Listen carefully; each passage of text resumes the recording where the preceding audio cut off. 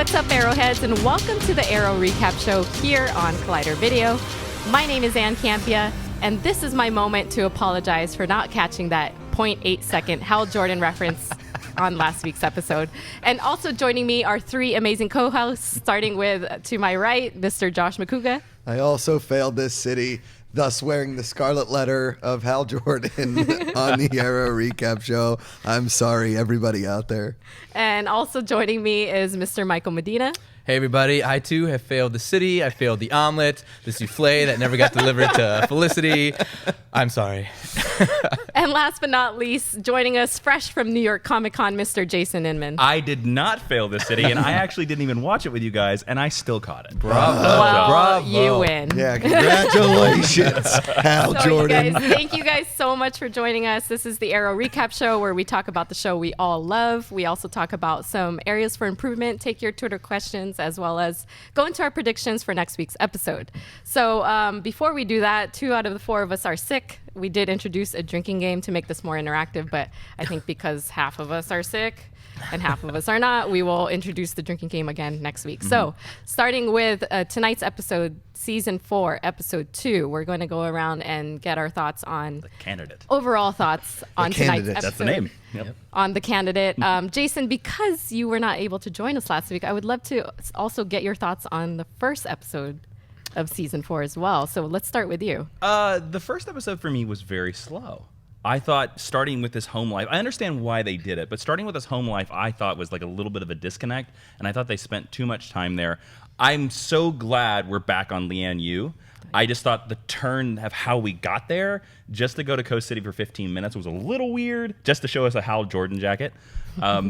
But I'm excited we're back on the island because I think I'm one of the people that I think they should have never left the island. I think just make it like Lost and just have every crazy DC Comics thing exist on this island for some reason.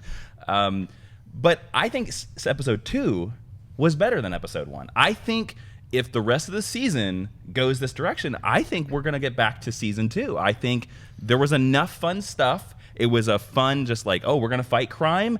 Not too much melodrama. And I think the introduction of Mr. Terrific, Michael Holt, is a great step in the right direction. Awesome. Michael?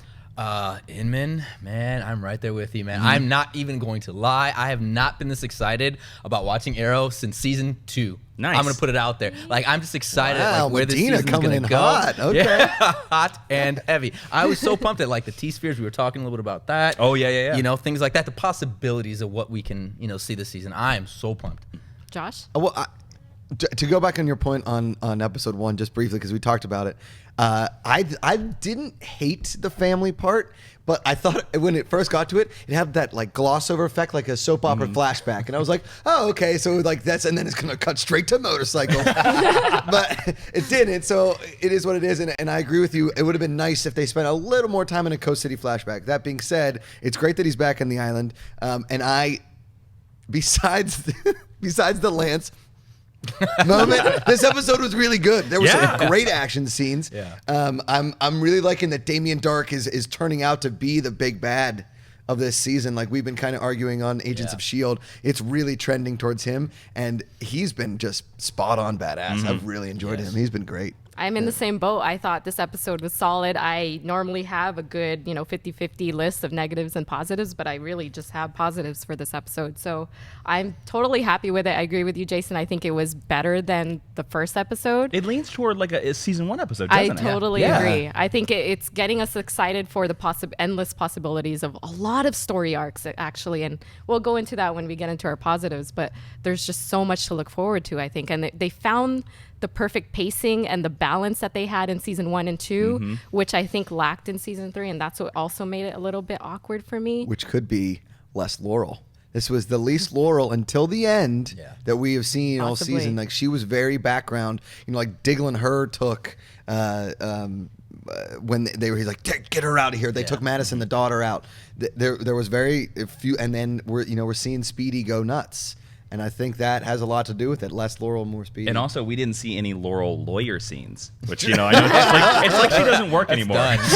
She's Elle Woods in Legally Blonde. Yeah. I object. So let's go into our positives then, because we did already touch on some of them. I totally agree. I think that Laurel fits well when she's within the team. Mm-hmm. I still don't see her as a positive when she is not.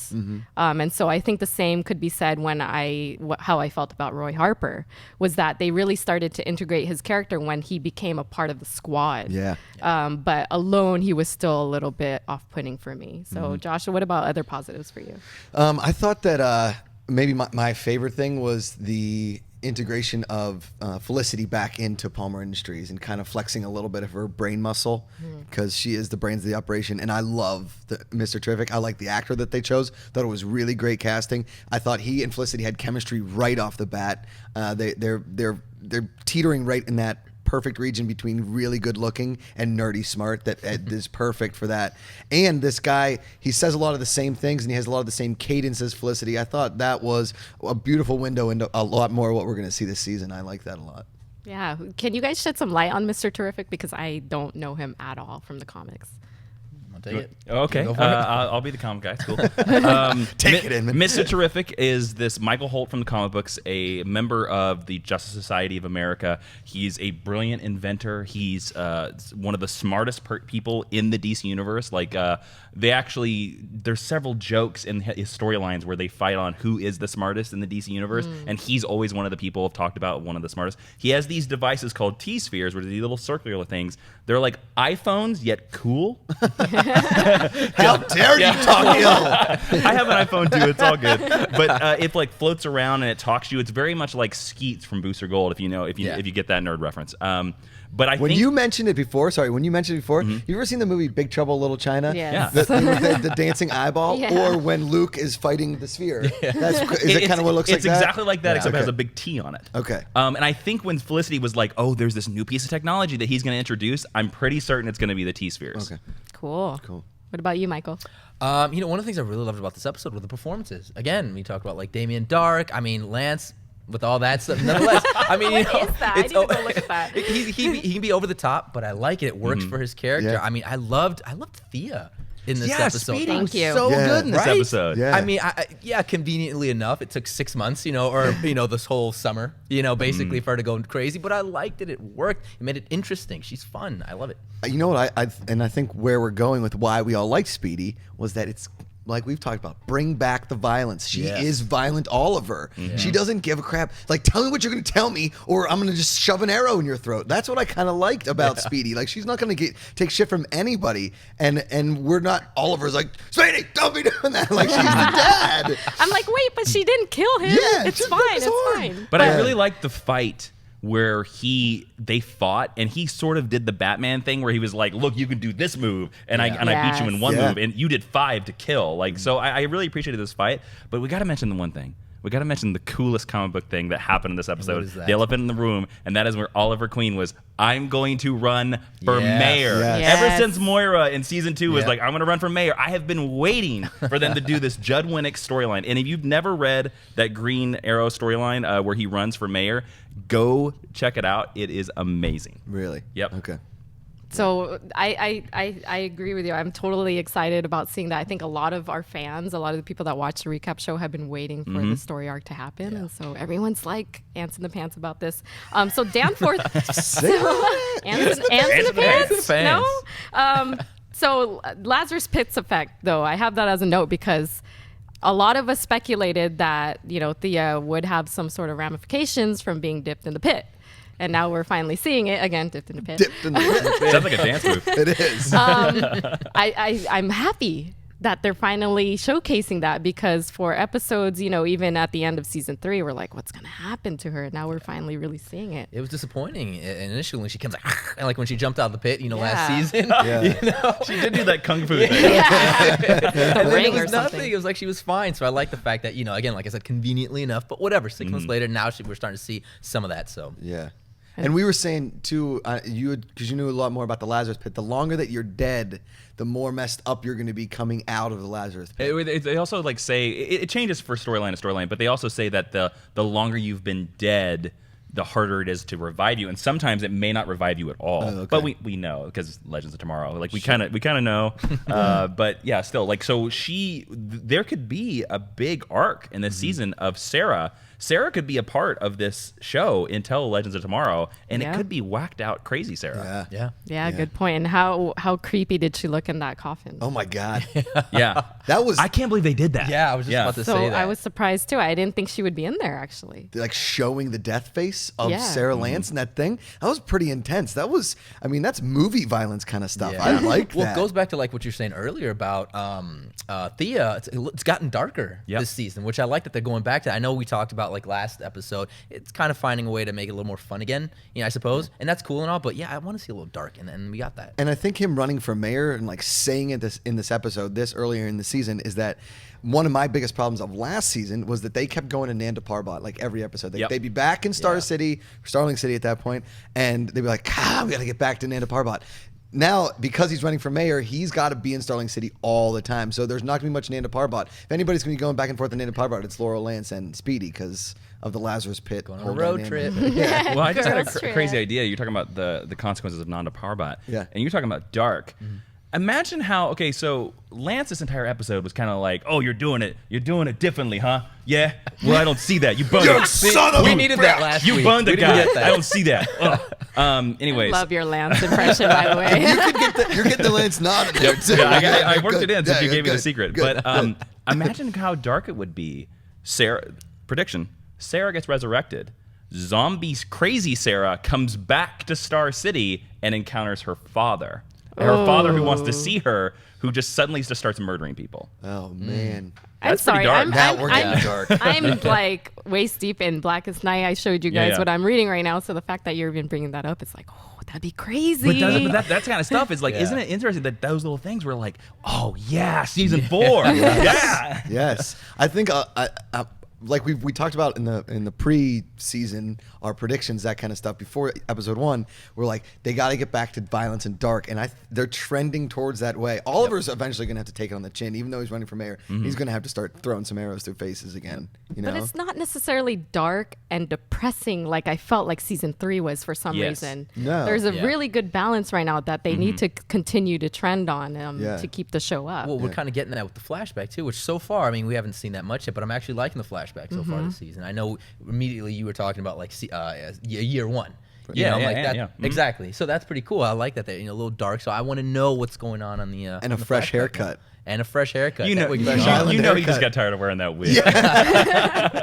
But who's the one that brought up that that's like the smallest opium farm I think it was on the me. I was island? like, you're not going to make a profit with that. Not that I grow opium. Yeah.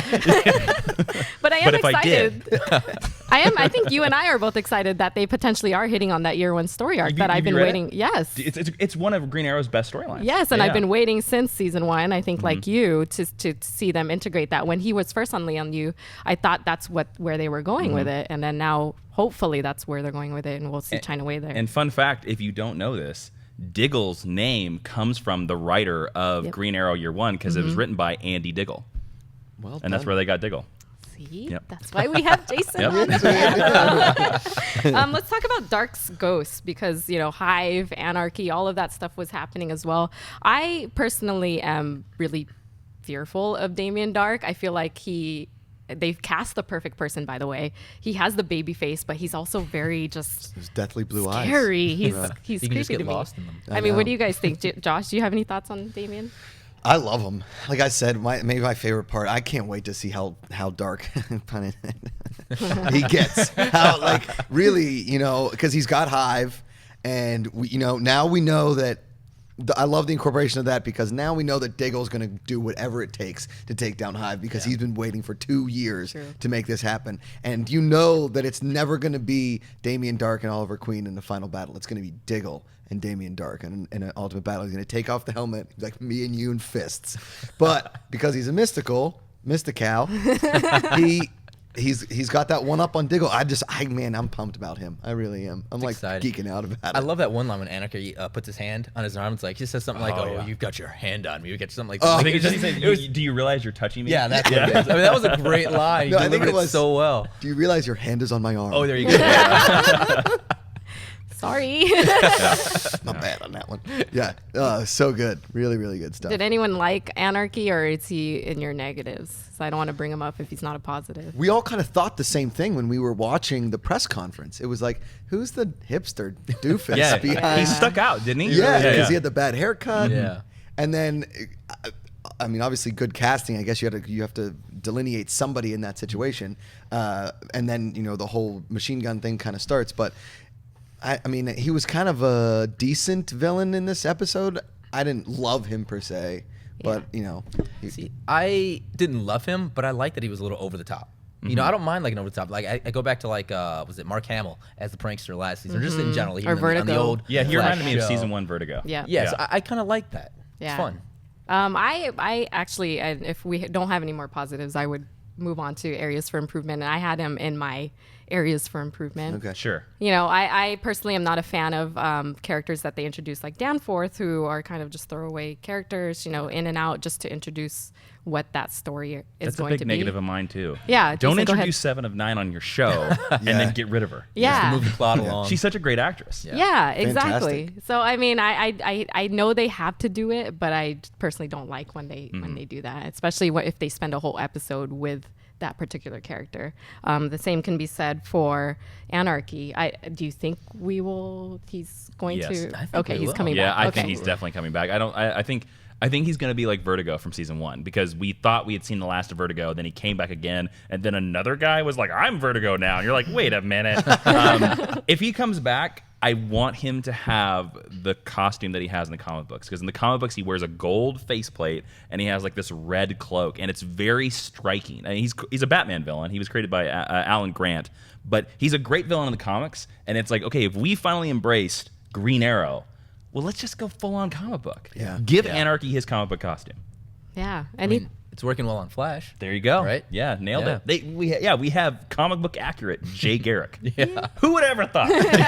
Silly helmet and all, but it looks good. It looks good. it was Yeah. amazing for the seconds that I saw it. I will say that what's not in my negatives, and I know I'm going back to positives, is that actually Diggle's helmet was not bad in this episode. Yeah. He had the LaDainian Tomlinson visor He did. over top of it, and it was the suntan, sunglasses, all black. I like that they made it all black. once you get rid of this. Yes. It looks better. I mean, it's basically then it's a motorcycle helmet, which again I would be totally fine with. If they just dressed up a motorcycle helmet, amazing. Yeah. They didn't have to go Dignito, as we've been saying. But I thought I think you don't leave an Anarchy symbol on an ambulance after he's mutilated 2 people without wanting to bring him back. Oh, for sure. Yeah. So, and I thought I like that the charge stick. His little, his Oh, you little like shocker. that thing? Yeah. Shocker. Oh, should I know that? Nice. Any other negatives for the episode? Like I said, I really like this episode. I mean, yeah, some lines were delivered a little like over the top, like Anarchy and Lance, but I like that. So overall, I mean, I loved this episode.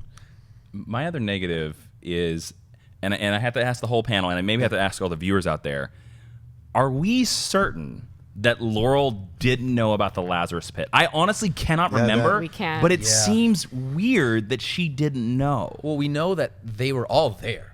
They were all in Nanda Parbat. We are I know for that for certain. a fact. Yeah. I gotta go Okay, back. I do remember- not tear us apart in the comments. Yes, we're Please. asking for your We are help. seriously asking. We do not remember. Hal Jordan is asking for your help. Because I could have Yeah. sworn they were all there in that dungeon when they were all like knocked Yeah. out and then brought back. I thought she was I there thought too. she was too, but Yeah. we could be wrong. I don't know. Yeah. Perhaps the pit, dipping Thea in the pit happened while they were all passed out. I don't know. I can't, like I said, you guys Yeah. are Or saying Or we have maybe to that go because back at and the watch end it. they went back and forth to Nanda Parbat like several times. So maybe that was one of the 8 trips Yeah. that she wasn't on. Yeah, right. I don't know. I They guarantee basically the had a comments will tell timeshare us. in Nana Yeah. Parbat. Yeah. We kept going back. Yeah. But yeah, we were all in the same thing of like she didn't know, or she. Because had she known, she wouldn't have been like, oh, we could do Sarah in there, right? I love little Yoda. Yeah, with that- Yoda. I don't know. That's my weird Yeah, impression. she of wouldn't have the left book. her sister in the Yeah. ground for a year. Exactly. Yeah. She would have come and cut, and she does like her little. Could have done Sarah. Well, I think we all kind of thought this too, is that with the endless possibilities of the Lazzy pit, The Lazzy pit.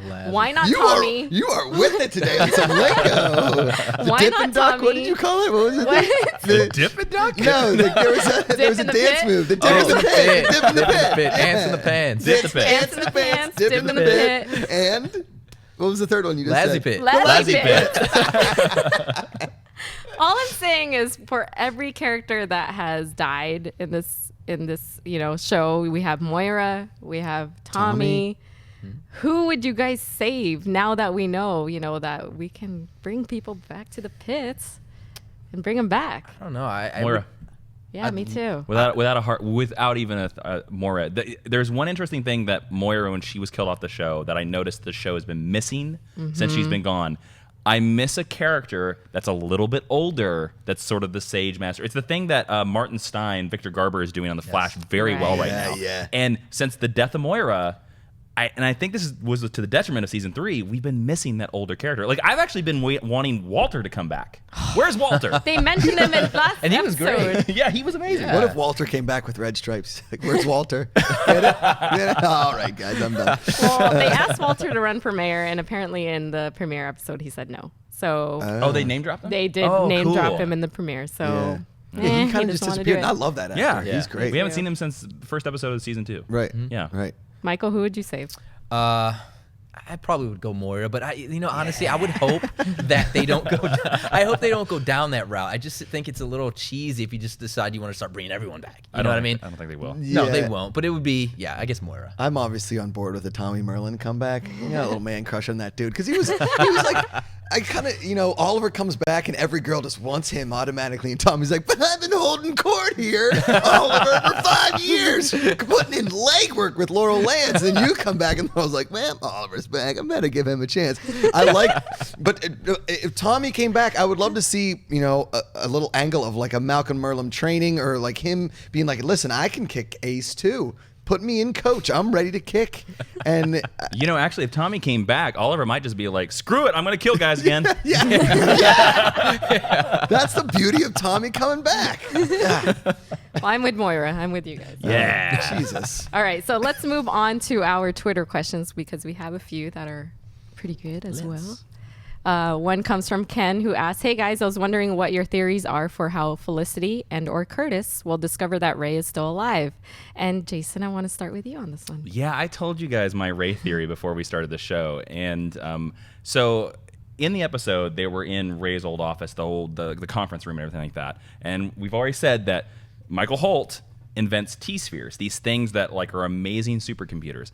I think Ray, at the last second before the explosion, figured out, or the explosion triggered, his shrinking technology. And I think Ray is subatomic in the office. And he's very tiny, and I think it's just, he's been trying to avoid, he doesn't know where he is because he doesn't know his perspective. And I think when they activate the T-spheres are going to go to one corner of the room and be spinning, and they're going to spend the whole episode being like, why is it over in the corner? Why is it over in the corner? Oh my God, Ray. And then Rick Moranis comes in, Yep. hanging on, looking, honey, I shrunk the kids. Running on that giant That's ant. right, the end.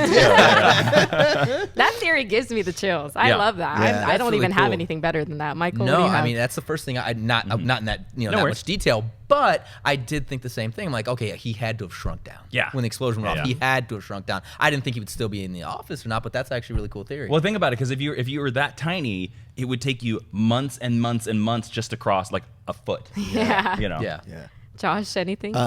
Well, obviously, props to that theory because it's incredible. And Watch us be totally wrong. Yeah. He just shows up. He's like, I was shooting a test for the next Superman. They're really not going to go with me again. No, I don't know. I don't have a good prediction for that because we obviously know that he shows up eventually. He's Yeah.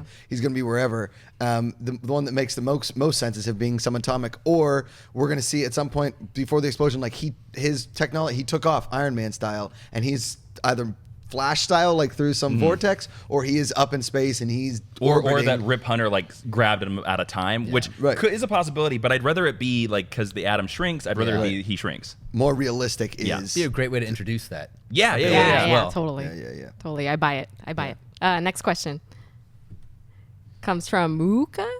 Hey guys, if we have Magic of Dark and Constantine this season, do you think we could see Zatanna or Zatara at some point?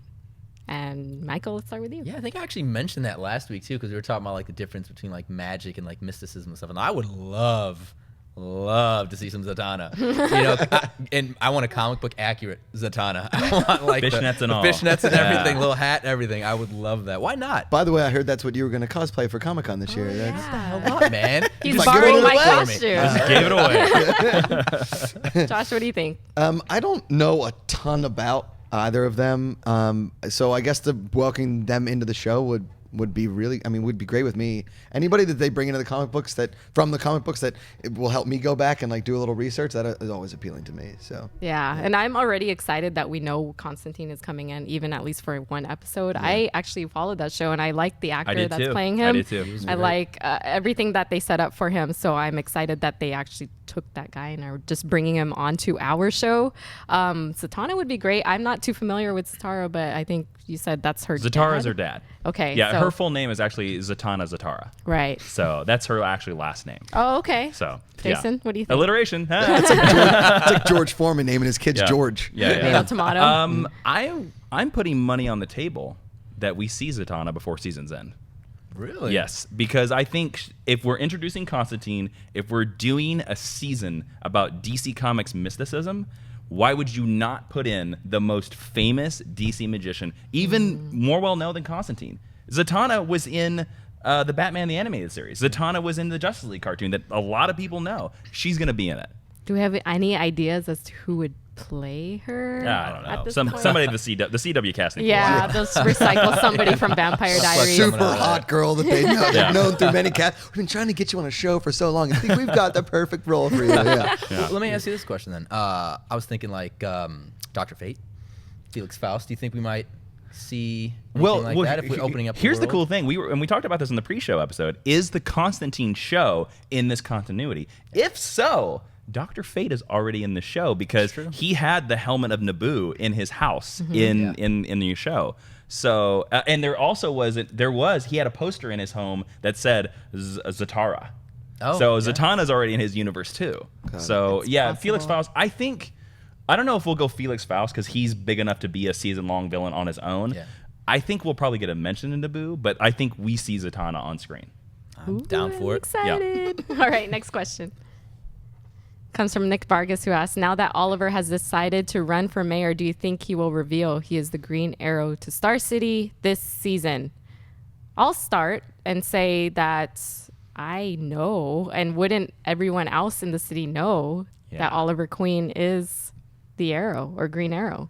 Yeah, we joke around about that all the time when he was talking about like, oh, I'm the Green Arrow. I mean, you see all this basically with the stupid little mask. I mean, it's pretty obvious. And Danforth said that she was like, oh, I guess there's the new Arrow. Like, so I guess is the assumption that people in Star City think that it's a new person because we saw Roy die as the Arrow. I don't know. And a person whose name and face has been all over television for 5 years. Yeah.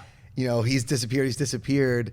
If you put a hood on Kim Kardashian, you would know this is Kim Kardashian from here down. Yeah. You know, and that's who Oliver Queen is to Star City. Yeah. So domino masks don't work. Yeah. Somebody's gonna pick out something, and he'll have to reveal himself.